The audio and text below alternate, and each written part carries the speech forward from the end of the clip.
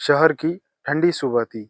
सड़क किनारे एक पुराना पुल था जिसके नीचे एक भिखारी बैठा था। रामू, कपड़े फटे, धूल से सना शरीर और आंखों में एक अजीब सी चमक थी। वो रोज लोगों के फेंके हुए खाने के टुकड़ों से अपनी भूख मिटाता था।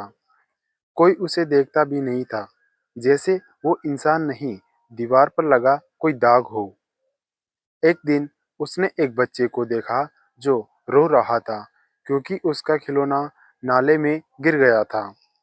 रामू बिना सोचे नाले में कूद गया और खिलौना निकालकर बच्चे को दे दिया। बच्चे के पिता, एक बिजनेसमैन मोहित अग्रवाल, ये सब देख रहे थे। उन्होंने रामू को बुलाया और पूछा, तू भिखारी होकर भी किसी की मदद क्यों करता है? रामू मुस्कुराया, साहब, पेट भले खाली हो, दिल तो इंसान का होना चाहिए। मोहित उस जवाब से बहुत प्रभावित हुआ। उन्होंने रामू को अपने होटल में चाय पिलाई, कपड़े दिए और पूछा, क्या तू मेरे होटल में काम करेगा? रामू ने सिर झुकाकर हाँ कहा। धीरे धीरे वह होटल में झाड़ू पोछा करने लगा, लेकिन उसकी सच्चाई, मेहनत और ईमानदारी ने सबका दिल जीत लिया। एक दिन होटल में भीड़ भीड़ थी। काउंटर पर गलती से कैश बॉक्स खुला रह गया जिसमें लाखों रुपए थे। रामू ने वह बॉक्स देखा पर हाथ नहीं लगाया।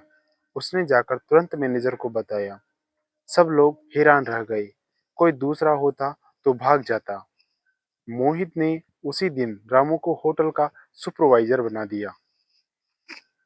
रामू बहुत मेहनत से काम करता रहा, लेकिन एक दिन एक बुजुर्ग महिला होटल में आई। जैसे ही उन्होंने रामू को देखा, वो रो पड़ी। तू तू मेरे बेटे? रामू भी हैरान था। धीरे धीरे सच सामने आया। वो महिला थी लक्ष्मी देवी, शहर के बड़े व्यापारी राजेंद्र प्रसाद की पत्नी। 20 साल पहले उनका बेटा एक दुर्घटना में हो गया था। रामू के गले में जो ताबीज थी, उस पर वही निशान था जो उनके बेटे के पास हुआ करता था। डीएनए टेस्ट हुआ और सबके पैरों तले जमीन खिसक गई। रामू वास्तव में वही खोया हुआ बेटा आरू प्रसाद था। कुछ ही दिनों में उसकी पहचान वापस मिली। मीडिया में खबर छा गई, भिखारी निकला करोड़पति का बेटा। आरव ने पिता की छोड़ी हुई संपत्ति संभाली, मल्टीनेशनल कंपनी, होटल और करोड़ों की जमीन पर उसने अपनी पुरानी जिंदगी नहीं भुलाई। उसने फैसला किया कि वो हर महीने सड़कों पर रहने वाले 100 लोगों को नौकरी देगा।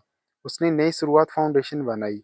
1 साल बाद वही जगह, वही पुल और वही ठंडी सुबह थी।